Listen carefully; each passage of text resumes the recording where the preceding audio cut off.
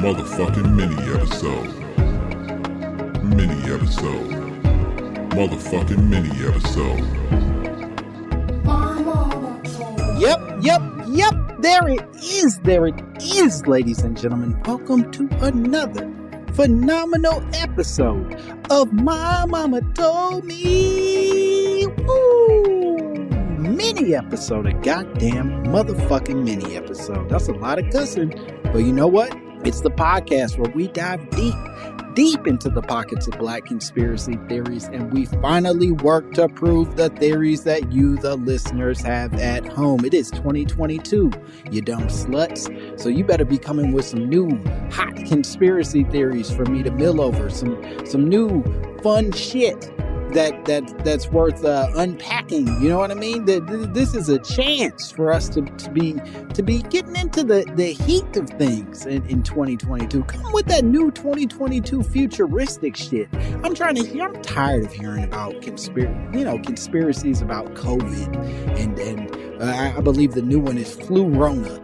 Fuck all that. Give me some futuristic shit. I want to know about anal beads turning into robots. You know what I mean? Let's get weird on this motherfucker. I'm your host, Langston Kerman, and yeah, it's a new year, but I haven't changed. Not a new me at all. I have made no progress as far as the year or my personality is concerned. And with that, I'm excited to dig into a brand new, and I say brand new, but this message actually came to me quite a while ago, and I wasn't really quite sure how to approach it originally, but this is a message, a voicemail that came to me from a person named Hamda. I hope I'm saying that name right. It could be Hamda.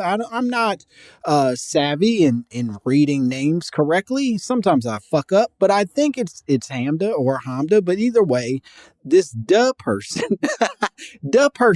sent me a message, and I want to play it for you all now. Hello, Langston. I love the podcast, and I'm just going to dive straight into my conspiracy, which is my mama told me good-looking people cannot be funny. Uh-oh. There is a divine balance in this world whereby one simply cannot have it all. You can't be conventionally hot and have a sense of humor. It just throws the scales off. You see, it can't work.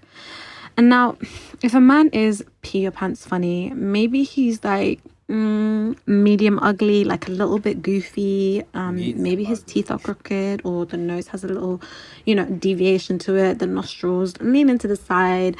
Maybe he's 5'6". Maybe he has a funky hairline, whatever. But, because he's got that sense of humor, a few drinks in, beer goggles, he could be pretty fine. But he will never be People magazine cover sexiest man alive, and that's just that, Anyway, I said all that to say this. After getting into the podcast, I actually googled Langston because I wanted to put a face to the voice. Now, I don't know what this man looks like, and to my surprise, he was actually pretty hot, but suspiciously hot, I must say. Which brings me to my new conspiracy. Langston Kerman has a ghostwriter. And I know there's a Drake OVO sweatshop situation happening behind the scenes. I just know it. Nobody can tell me otherwise. And because, like I said, no man is both fine and funny.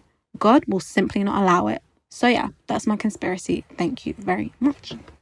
Okay, well, first of all, thank you, Hamda, for sending this message. And I would like to start off by saying that you're absolutely right.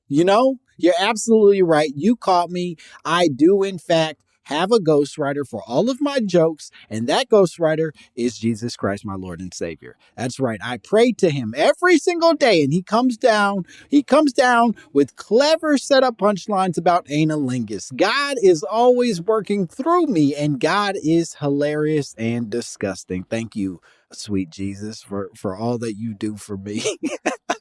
That said, I wanted to look up. I'm honored that you think that I am suspiciously handsome. It means the world to me. Please notify my wife, who has never once called me handsome ever. But that said, I wanted to look up the legitimacy of your claim. And as it turns out, this is odd because I've long maintained similar feelings. I thought that only, a certain type of uggo could really be the top of the tops as far as the funny is concerned. But a study that I read, and a few of the studies that I read, there's a fair amount of articles that actually argue the exact opposite. That's right.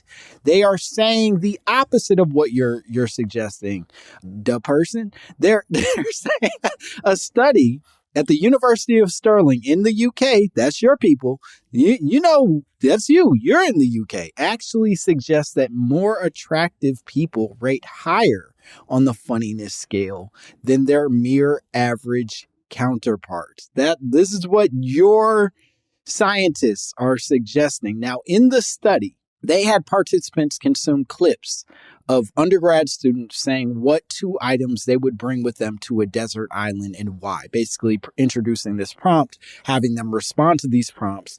And some of the responses obviously were funny or witty or whatever it was. And then the participants were asked to rate the funniness of the clip, and then later the person's attractiveness as both long and short-term partners. Long and short-term meaning, would you be with them for life?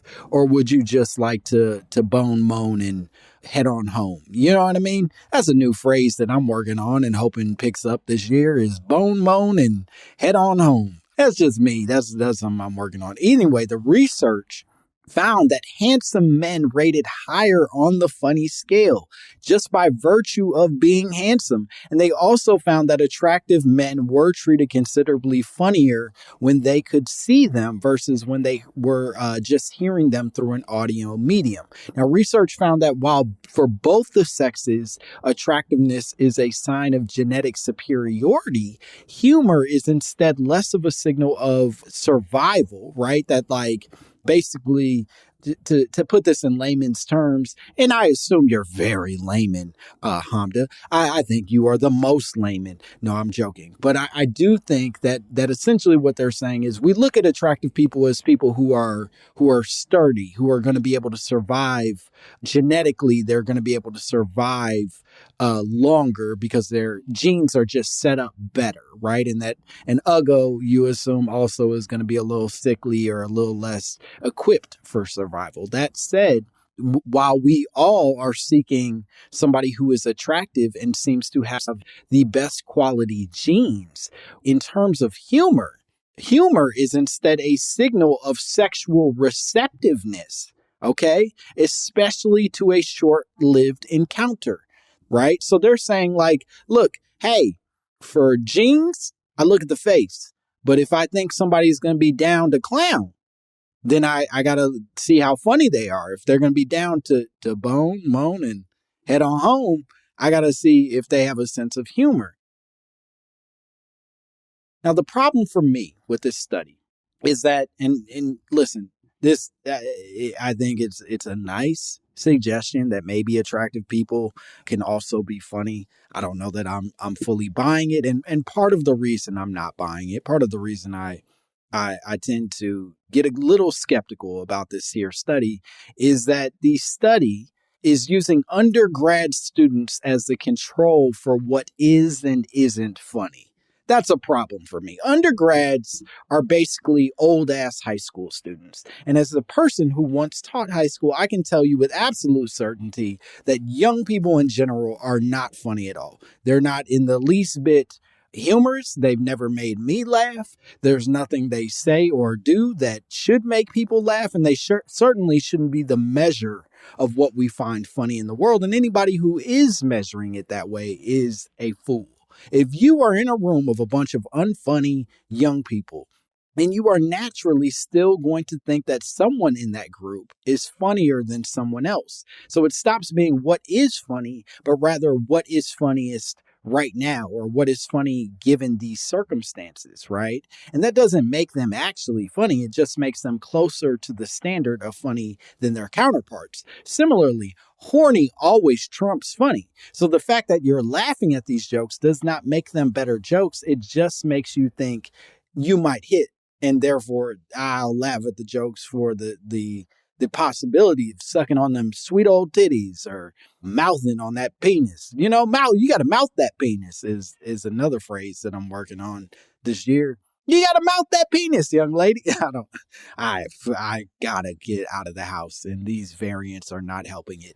Anyway, as a reasonably attractive person myself, I'm all for supporting my community, right? I don't want to feel like a handsome coon here. I support the handsome community. However, I'd be lying if I said that I don't think uggos aren't just naturally way funnier than us. I do. I think the uglies got it, man. Them motherfuckers just be funny with their weird eyes and their pouches, you know, their kangaroo pouch bodies. Oh, the motherfuckers are funny. I work hard every day, and this is important, to keep up with some of these ghoulish men with their slump noses and goiters. You know what I mean? I take great pride in the fact that I'm funny, and because I could easily just do light skin squinting at the camera and get similar amounts of attention online. I work hard to be funny, and I don't want to belittle that by just saying that handsome people can easily out funny the uggos. I think that the uggos actually have it. That said, the premise does bring up the question of the ways that our beauty standards are determined. And even more important, who is allowed on television to set the standards of what is beautiful and what is funny. Now, there's no way, if you ask me, and I'm not a fan of the show. I have to have brought this up a few times. There's no way the cast of Friends is the 6 funniest actors that they could find at the time, right? It's not possible. You're not going to fucking convince me otherwise that Matt LeBlanc was the funniest motherfucker to exist. But they were the 6 most attractive people with some comedic timing of that era, and so they became the standard for what's funny. We hear so much about white beauty standards, but not dissimilar, we are also constantly bombarded with white standards of comedy on television, which then influences who and what we are trained to find attractive in completely different ways, right? That this isn't just attractive in the genetic sense, but attractive in the short-term consensual sense, willingness sense. So it is a full spectrum of attractiveness being shaped by the white devil. And my point is that until we reform beauty and comedy standards, we're all going to be stuck pretending like a bunch of puffy-faced whites are the funniest people on the planet. That is my big takeaway from this premise. And I don't know, Hamda, the person, if this fully answers the question of whether or not uggos or the gorgos are which one's funnier. But I do think we got to change the way that we talk about beauty and funny if we're ever going to fully figure this thing out. So that's where I live in this bad boy. That's what I got. Okay. If you want to send me your conspiracy theories about the way that I look and how I potentially might also be running a big ruse on my listeners every week, please send those conspiracy theories to mymommapod@gmail.com. I would love to hear from you. And please follow me at Langston Kerman, and that's about it. You could you could subscribe to the podcast. You could write reviews. We finally hit that 1,000 mark. And so I'm at peace. I'm resting like Thanos. My hand's all burnt up. But that's unrelated. I was jerking off in front of a stove. Huh? No ghostwriter could have written that. I thought of that all by myself, right? That's a pretty fun joke. The idea of a man just jerking off in front of a stove and his hand's getting hot, but he's got to finish beating that meat. Gotta finish beating that meat. I should name the episode Gotta Finish Beating That Meat, but nobody would know what this is about. Anyway, okay, we did it. Bye, bitch. Motherfucking mini episode. Mini episode. Motherfucking mini episode. Motherfucking mini episode. Mini episode. Motherfucking mini episode.